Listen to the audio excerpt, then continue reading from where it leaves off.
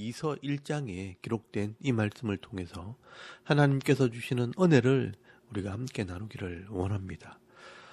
여러분, 요한 이서 말씀은 이제 노사도가 된 이 요한이 이 택함 받은 성도들에게 보내는 위로와 격려의 편지라고 할 수 있습니다. 그리고 그 격려 속에 이단을 조심하라는 경고의 메시지가 들어 있습니다. 굳이 이 요한 이서의 주제를 말하라고 하면 안으로는 성도를 사랑하되 밖으로는 이단을 조심하라라고 할 수 있습니다. 먼저 1절에서 3절까지 말씀에는 인사말이 기록이 되어 있습니다. 1절 말씀에 보시면 요한이 자신을 장로라고 표현을 하고 있습니다. 이 장로는 말 그대로 연장자, 나이가 많은 사람, 늙은 사람을 말하는 것인데 이 당시의 교회의 지도자를 말하는 것입니다. 이 사도 요한은 당시에 에베소 교회 감독으로 있었습니다. 이 바울이 개척을 했지만 이 바울이 네로 황제에 의해 감옥에 갇히면서 아들 같은 디모데를 에베소 교회 감독으로 세웠지만 얼마 있지 않아 이 디모데는 순교를 당하고 그 후에 이 사도 요한이 에베소 교회 감독으로 사역을 하게 됩니다. 그리고 소아시아 지역의 7교회가 개척이 된 것입니다. 그래서 이 사도 요한은 이 교회의 지도자로서 이 에베소 교회와 소아시아 지역에 있는 이 초대교회 성도들에게 이 편지를 쓰게 된 것입니다.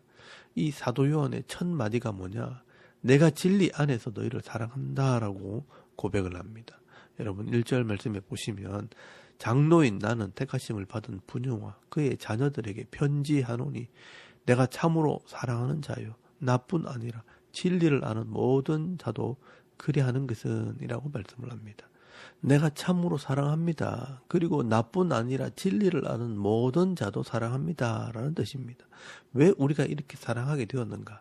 여러분 2절 말씀에 보시면 우리 안에 그하여 영원히 우리와 함께할 진리로 말미암음이로다 라고 말씀을 합니다. 여기 진리라는 말이 변하지 않는다는 말입니다. 그래서 이 진리라는 것은 이 변하지 않는 이 하나님의 말씀을 의미하는 것입니다. 이 진리, 이 말씀 때문에 우리가 서로 사랑하게 되었다는 것입니다. 여러분, 우리 속에 있는 이 진리 때문에 내가 성도를 사랑하고 이 성도들이 서로 사랑하게 되었다는 것입니다. 여러분, 이것이 바로 교회 공동체입니다. 육신적으로 가족은 아니지만 이 변하지 않는 진리를 소유한 자라면 예수 안에서 한 가족이 될 수 있는 것입니다. 그래서 다른 교회를 다니고 다른 지역, 심지어 다른 나라에 있어도 서로 사랑하고 섬길 수 있는 것이 바로 교회인 것입니다.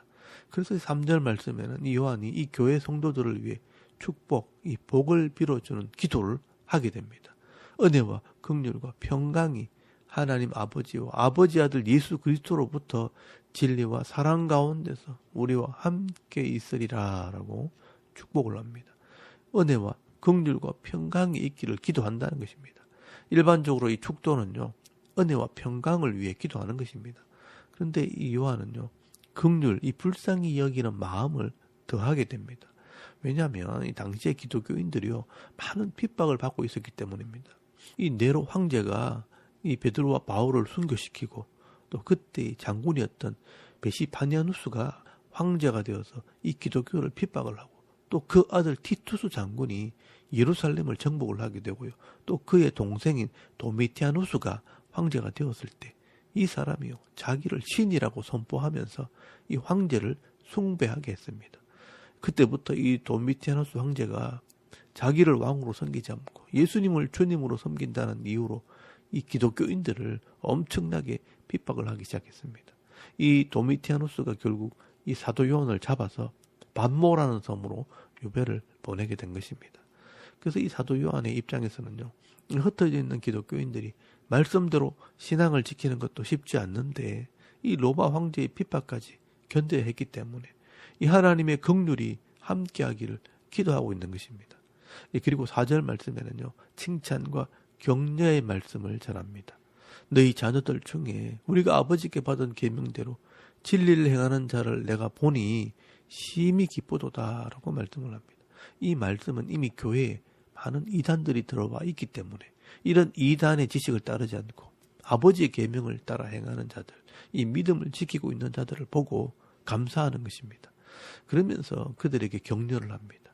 그래서 서로 사랑하는 자가 되라라고 권면을 합니다.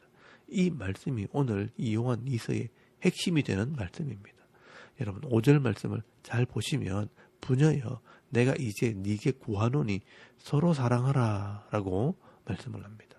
아마 이 요한 당시 교회 안에서 이 하나님의 계명, 이 말씀을 따라 서로 사랑하며 섬기는 사람도 있었지만 다른 지식을 따라 서로 하나 되지 못하고 나누어지는 사람들도 있었던 것 같습니다.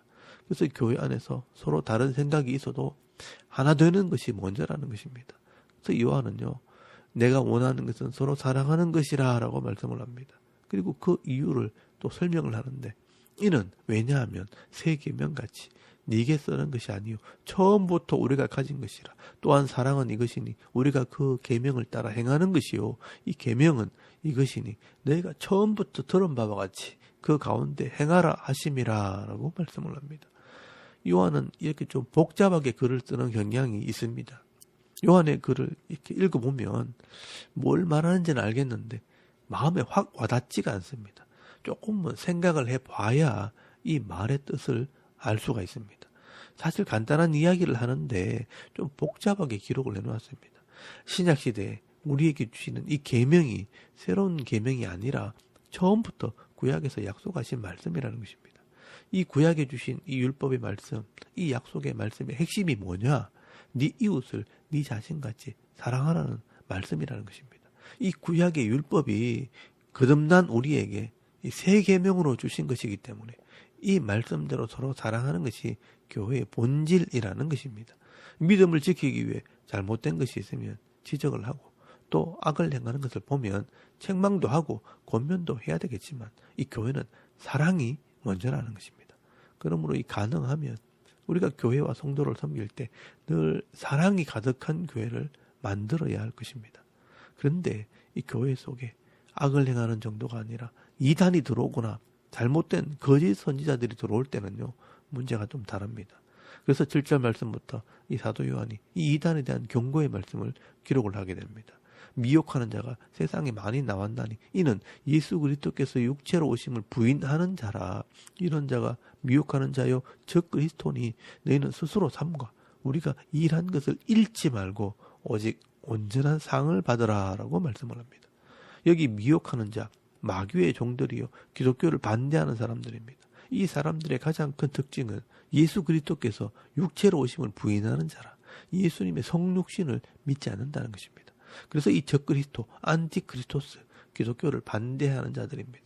이런 사람들은 영이 다른 사람들입니다. 이 교회에 들어올 때는 믿으려고 들어오는 것이 아니라 이 성도들을 넘어뜨리고 어떻게 보면 영혼을 죽이려고 들어오는 자들입니다.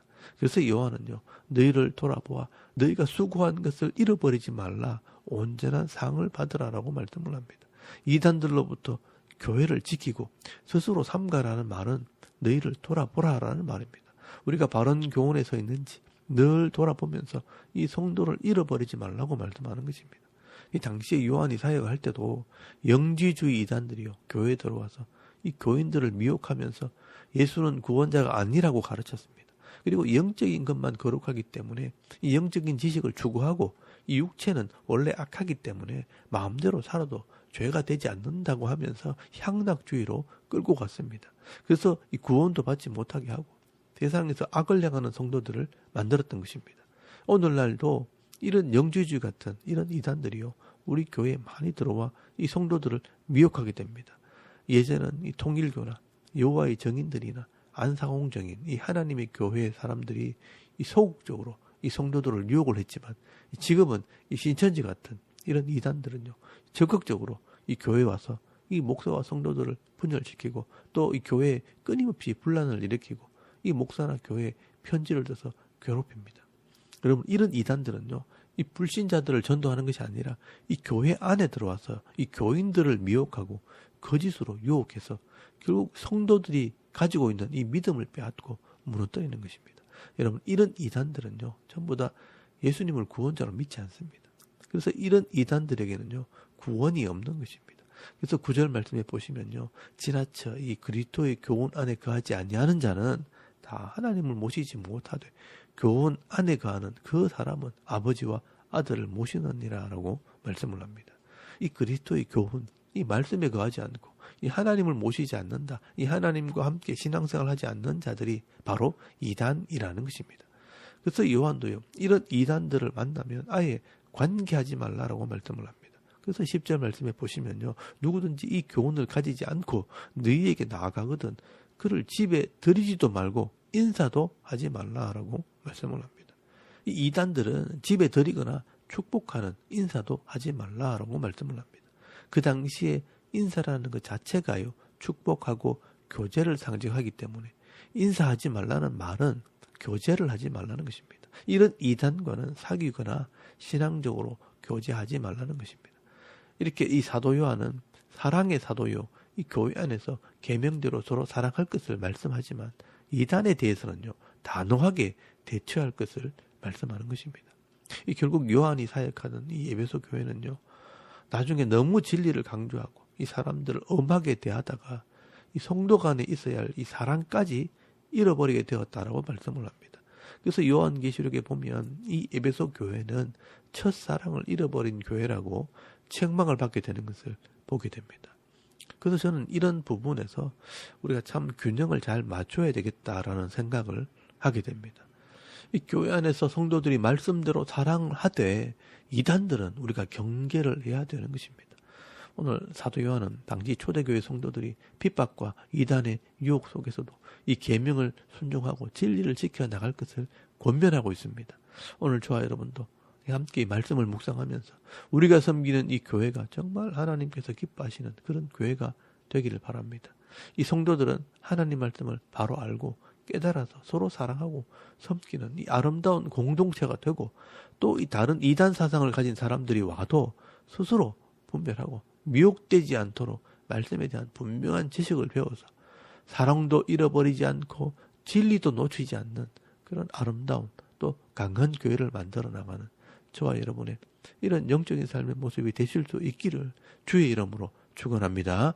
아멘. 우리 잠깐 기도드리겠습니다. 오늘도 말씀대로 서로 사랑하는 성도, 바른 교훈을 따라 진리를 소유한 힘있는 성도가 되게 하옵소서.